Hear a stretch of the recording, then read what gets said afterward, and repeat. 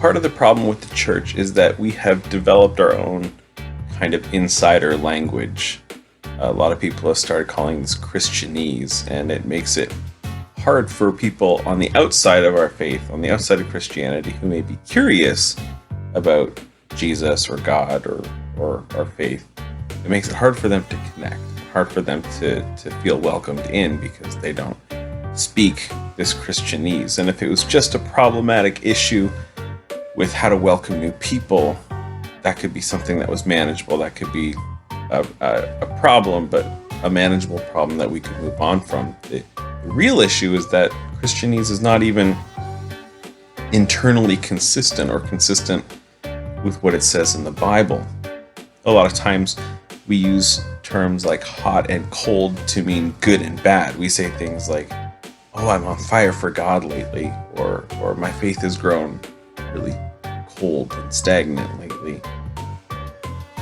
And it's these terms, these hot and cold terms that we tend to use in the church that really messed me up in terms of my interpretation of a passage from the book of Revelation. In Revelation chapter 3, John the Apostle is taking dictation from Jesus in a prophecy to send a letter to the spirit of the church of Laodicea. And in Revelation 3:15 and 16 it says this: I know your deeds, that you are neither hot nor cold. I wish that you were one or the other. So because you are lukewarm, neither hot nor cold, I am about to spit you out of my mouth. And I never understood what this passage meant when I was reading it as a young man because of the Christianese I had learned, because of these hot and cold terms. I'm like, wait, why does Jesus want us to be hot or cold? Isn't it better to be hot? And if it's better to be hot, isn't being lukewarm better than being cold? And here's the real key to my misunderstanding when I was reading this and when I was thinking about this, is I thought, why does Jesus want us to be hot or cold?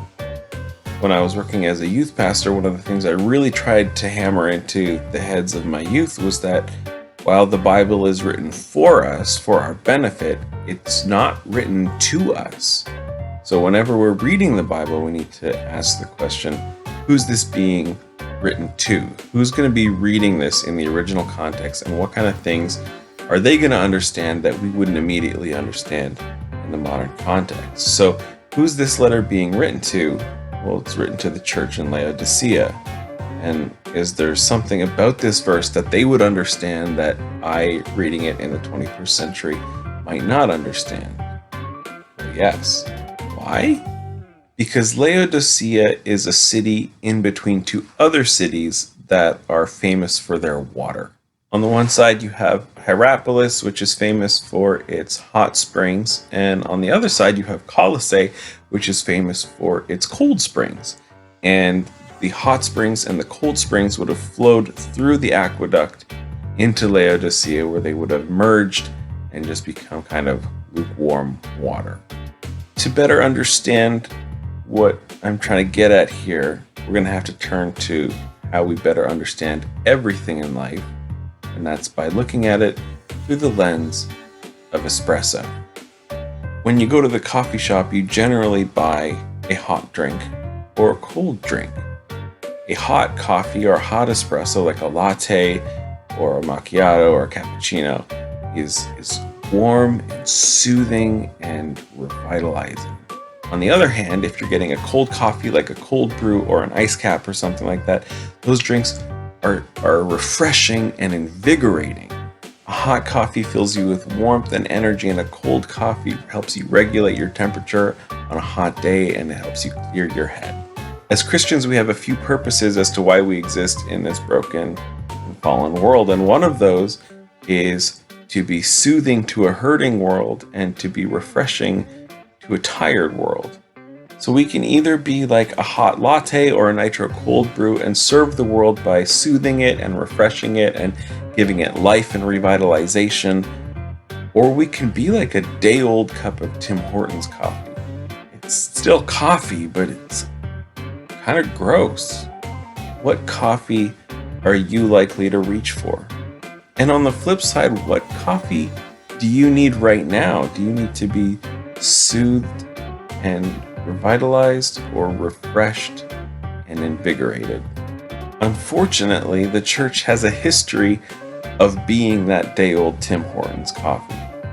So my challenge to you this week is to either be that hot, soothing espresso or that cold, refreshing cold brew and speak life and encouragement into the people around you.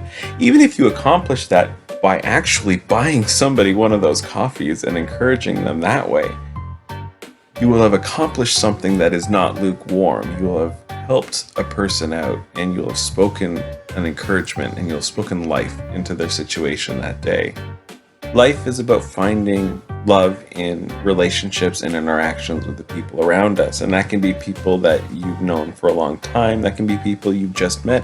That can be people you've never met before. But the main key ingredient is service in that love. You always have to remember, love is not a noun, it's a verb. Love requires action to either heat people up and soothe them or to cool them down and refresh them. And without action, love becomes lukewarm and stops even being love. It defeats its own purpose by being neither hot nor cold. So as you go this week, be hot, be cold, be fresh. Just don't be lukewarm. Don't be day old. Become the love that Christ showed to you by serving the people around you, whoever they are. Be blessed.